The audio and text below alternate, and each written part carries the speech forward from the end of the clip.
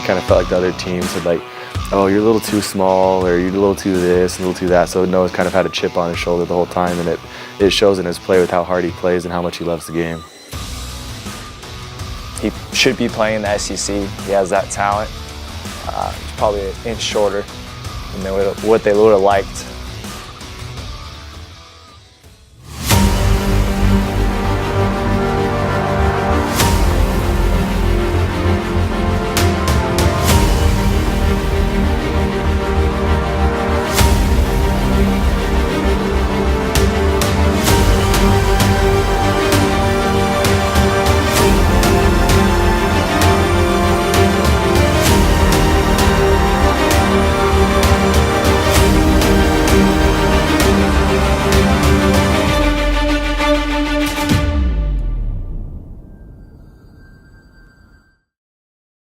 Senior linebacker Caden Ellis and junior offensive lineman Noah Johnson were both named to the Stats FCS preseason All-American team. I had a lot of schools tell me that I was too small to play at that level, and I wasn't big enough, I was too slow, or I just wasn't ready to play at that level. I think it really put a chip on my shoulder when they told me I was just too small to play. I didn't think so. The first day he stepped in, everyone knew how good he was. And then he just got better and better and better. He's definitely grown a lot. He understands the playbook. I know like him playing with Steve, Calvin, and all that, Jordan Rose and all them, his first year really helped bring him along. He was like the young pup in there. You know, we had a lot of seniors. He didn't talk. There's a lot of personality, so he didn't need to talk. And then he's kind of like grown as a leader, grown as a player. Noah's the one I look up to as the leader and stuff like that, because Noah's always doing stuff right. He's always playing hard. He's always playing with good technique, doesn't take plays off, and then he studies the film a lot. He's always paying attention. He knows the little details, so if you always have a question, he's the one you want to go to. We have leaders that are more vocal and more outgoing, so I try to show my leadership by body language and like playing with passion, like Coach Perino always talks about. I try to like play as hard as I can every play, so like when people watch me, then they see how hard I play, and that hopefully they want to play that hard. It's nice having someone like that that's so football smart around, that knows what's going on, to kind of look up to and have someone kind of lead you along. You know, he's the guy on the O-line. If we have Noah, there's a calm sense of the offense that we're going to be all right if Noah's on the field. I first met Mason when I was in the 8th grade. We played together. We played our junior high football together at Woodland. Woodland Junior High, Fayetteville, Arkansas together. And he started on the O-line, our little junior high football team. But I really didn't know him. He always teased me about, like, we were just the polar opposites in junior high. But after football season, we went to work out with this trainer. So we did our workouts together. So I even worked out with him over the summer, and then he also played quarterback in the 9th grade too. And so I had already known him from that previously. And I think our relationship and his parents' relationship with my parents is one of the main reasons he came up here. One of my bigger things was I wanted to stay close to home if at all possible, but I felt comfortable coming out here because I already knew them, and I already had a previous relationship with them. He's just happy to have that support system with the Petrinos, and then his parents are able to come down quite a bit, and then hanging out with us. Cade and I both have family close by that he's come home with us a couple times and like hangs out with our family. So he's basically been a part of our family. We definitely need a micro pig. I'm telling you, that's what we need. Give me a minute. Yeah, you gonna find one, Brian? All right, dude. Connor, we're getting a pig. People don't really get to see the true Noah, because Noah's kind of hides himself in a little bit of a shell until you get to know him, and then back at our apartment, stuff like that, you can never really get Noah to shut up. Our apartment it's a very competitive and winning culture. We all play the video games, we all get after each other. Noah and Mason are definitely the first two to get the trash talk going. Like, it'll usually start when we'll be sitting there, and then someone will say, pick up the sticks, and then they go grab the controllers and they start playing, and then Noah's standing up and he's flexing over the person he's playing and beating his chest.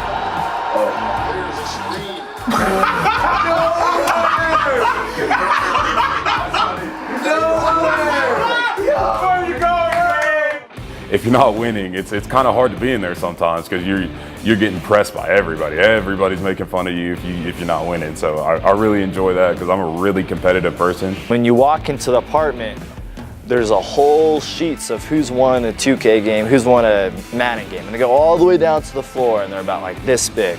then there's rankings, and then they have a whiteboard with all the records. Then you had the champion. I'll play my little sister in video games and board games, and I'm 10 years older than her, but I still won't let her win, just because I just don't like losing. And one! And one! That's Taylor. That's easy. Now make the free throw. You can imagine 300-pound guys jumping up and down all over the floor. It gets kind of rowdy up there sometimes, but it's a good time. Those are the real MVPs of their complex, be their neighbors.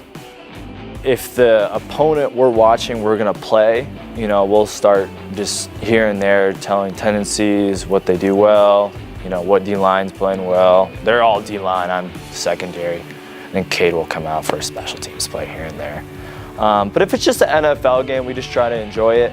One time we were watching a Panthers game, and they lined up in a formation, and Mason goes, I guarantee you they're gonna run it with Christian McCaffrey to the outside.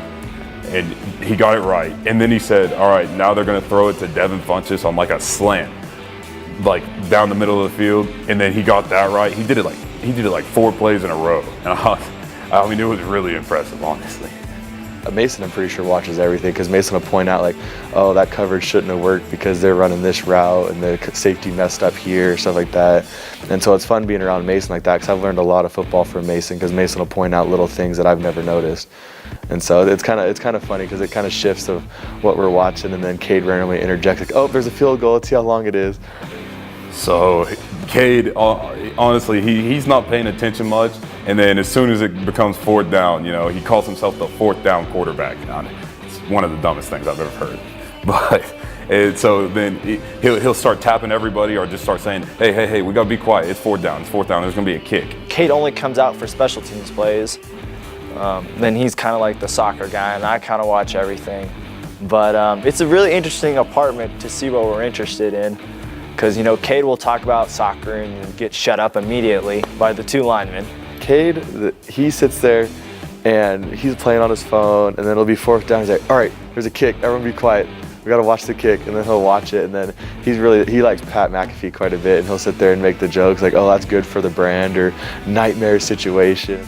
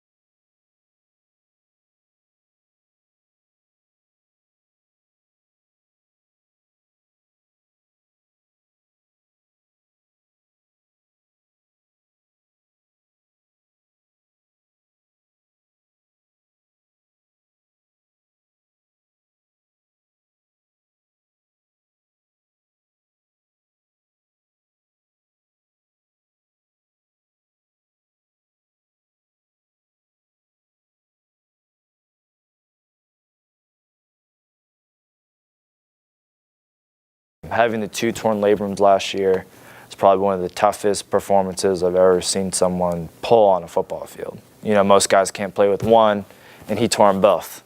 He kept playing. Everyone on the team respected him for it. I don't know. I really just didn't want to let anybody down, and I loved the game so much.